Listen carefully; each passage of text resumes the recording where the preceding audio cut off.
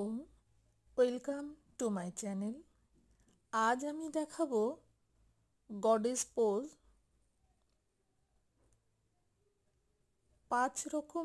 5টা ভ্যারিয়েশন দেখাবো। আগেও শিখিয়েছি কিভাবে করতে হয়। দুটো পায়ের মাঝখানে 4 থেকে 5 ফিটের গ্যাপ বানিয়েছি। পায়ের পাতাকে 45 ডিগ্রি আউটওয়ার্ড রেখেছি। এবার হাঁটু পায়ের পাতা যেদিকে রয়েছে সেই দিকে হাঁটু ফোল্ড হয়েছে।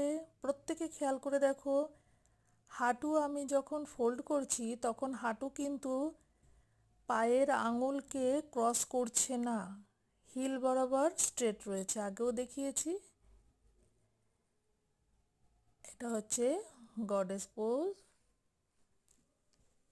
আমি পরপর ভ্যারিয়েশন দেখাচ্ছি এবং আমরা বডি ওয়েটকে কিন্তু পেছন দিকে রাখার চেষ্টা করেছি যাতে হাঁটুর উপরে কোনো প্রেশার না আসে। আমরা হাঁটু ফোল্ড করে যদি বডি ওয়েটকে হাঁটুর দিকে সামনের দিকে আনি তাহলে হাঁটুতে ক্ষতি হয়ে যায়। সেই জন্য আমরা বডি ওয়েটকে পেছনের দিকে রাখছি। এটা 4th ভ্যারিয়েশন। আমরা হাতে পশ্চারকে চেঞ্জ করছি, আলাদা আলাদা বডি মাসেলকে ইউজ করছি, কিন্তু গডেস পোজেই রয়েছি। এটা 5th ভ্যারিয়েশন। আমাদের লেগ স্ট্রেংথ বাড়াতে খুব হেল্প করে এবং আমরা যদি খুব সতর্কভাবে করি তাহলে উপকার পেতে পারি, ক্ষতি না করে।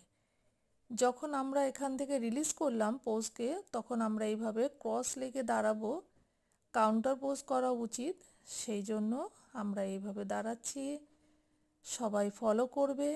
ও ভালো থেকো সবাই।